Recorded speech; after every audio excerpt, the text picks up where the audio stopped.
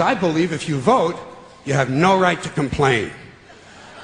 People like to twist that around, I know. They say, well, if you don't vote, you have no right to complain. But where's the logic in that? If you vote, and you elect dishonest, incompetent people, and they get into office and screw everything up, well, you are responsible for what they have done. You caused the problem. You voted them in. You have no right to complain. Bev, thank you for your warm reception and response. He's a car guy too, and I love cars. I appreciate the warmth of your welcome and the chance to speak with you. I guess it's noon. I hate standing between you and your lunch.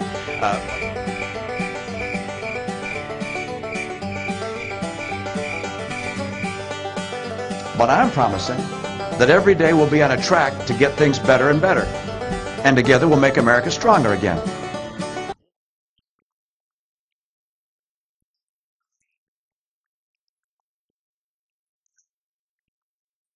My question for you is, will you arrest me and my doctors if I get medical marijuana?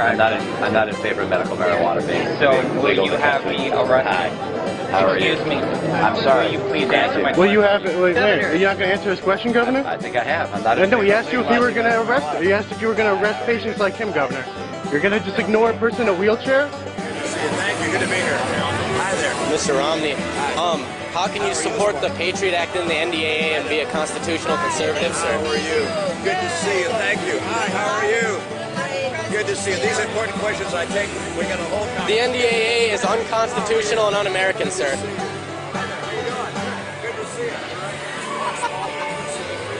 Troops. Governor Romney, as president, would you have signed the National Defense Act as written?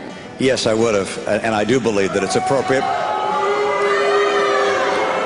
Ordered the death of an American citizen who was suspected of terrorist activity overseas. Is it appropriate for the American president, on the president's say-so alone, to order the death of an American citizen suspected of terrorism?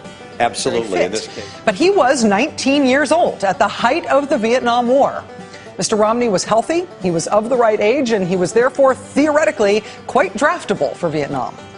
But he did not serve, either in the active duty military or in the Guard or Reserves like George W. Bush did.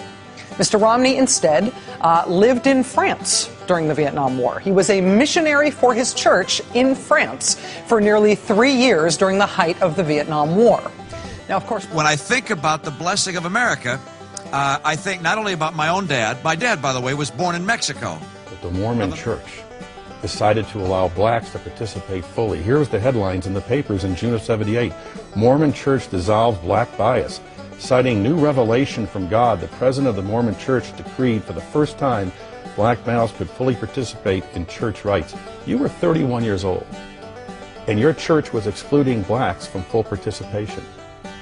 Didn't you think, what am I doing, part of an organization that is viewed by many as a racist organization?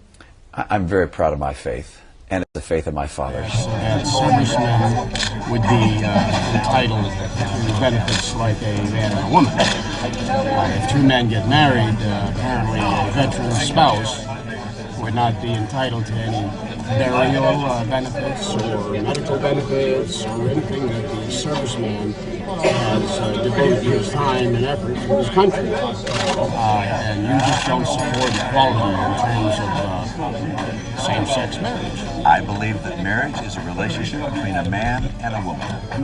Governor Romney, do you have a minute for a serious question about the Constitution from a combat veteran? Do you have a minute, sir? Sir? Do you just have a minute for a serious question about the Constitution? Iraq veteran, one question. No? Thank you. Apparently not. Thank you, Governor. Remember earlier this year how Romney got $1 million donation from an organization that just suddenly ceased to exist the next day? It's really someone wanting to give Romney the money while staying in the shadows. Mitt Romney stealing all of Barack Obama's big dollar Wall Street donors. A good chunk of his funds came from his buddies on Wall Street, like Goldman Sachs, Morgan Stanley, and Bank of America. To get that kind of money, you've got to cozy up as an incumbent to all of the special interest groups who can go out and raise money for you from their members. That kind of relationship has an influence on the way you're going to vote. But look, I'm not going to spend my time going after Ben Bernanke. I'm not going to take my effort and focus on the Federal Reserve. Should the chairman of the Federal Reserve be appointed again? I think he's doing a good job. You do? Yes, I do. And I think it's important to have the Fed as an independent agency. I do not think you want to have the Congress of the United States trying to pull strings at the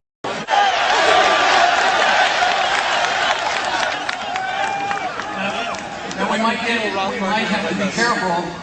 Mr. Bernanke might hear us.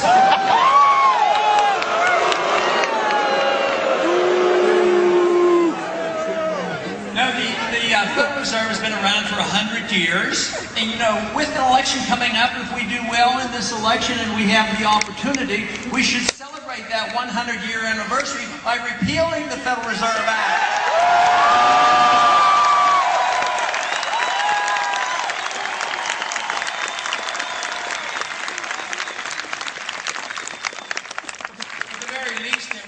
And the very first thing we have to do is have a full audit of the Federal Reserve. We need to find out who the trends are. And this is where we've made some achievement. Many in this audience, I'm sure, helped get the audit bill passed in the House last year. And of course, it didn't pass in the Senate, but we got a partial audit. We know more about the Fed than ever before. Matter of fact, I was a bit shocked, even though I've been very leery and concerned about monetary policy.